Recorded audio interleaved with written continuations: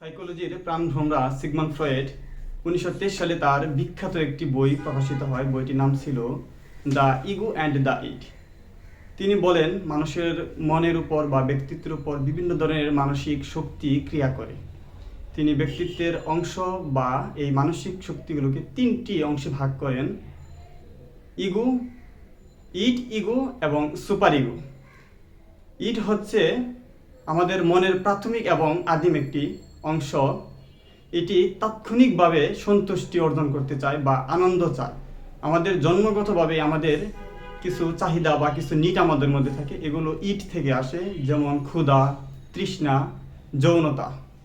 এই ইট অংশটা যুক্তি বা সামাজিক নিয়ম মানতে চায় না।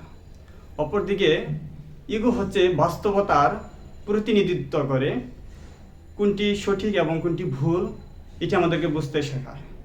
ধরুন, আপনি ক্ষুধার্ত আছেন, এখন ইগো আপনাকে একটি বাস্তবসম্মত এবং সামাজিক নিয়মে আপনার এই চাহিদাকে পূরণ করতে একটি পথ দেখাবে। অর্থাৎ ইগো আপনাকে ইট এবং বাস্তবতার মধ্যে ব্যালেন্স করে চলতে সাহায্য করবে। এবং সর্বশেষ সুপার ইগো হচ্ছে নৈতিকতার প্রতিনিধিত্ব করে। এটি আমাদের সমাজের নীতি নৈতিকতার যে অংশগুলো সেগুলো শিখতে এবং বুঝতে সাহায্য করে। সাধারণত পারিবারিকভাবে সামাজিক এবং ধর্মীয় রীতিনীতি শেখার মাধ্যমে আমাদের এই সুপার ইগো তৈরি হয়। ধরুন, আপনি যখন কোনো একটি পাপ কাজ করতে যাচ্ছেন বা কোনো একটি অপরাধমূলক কাজের সাথে আপনি জড়িত হচ্ছেন, তখন দেখবেন যে আপনার ভিতর থেকেই এক ধরনের বাধা কাজ করছে এবং এটি সুপার ইগোর মাধ্যমে আসে।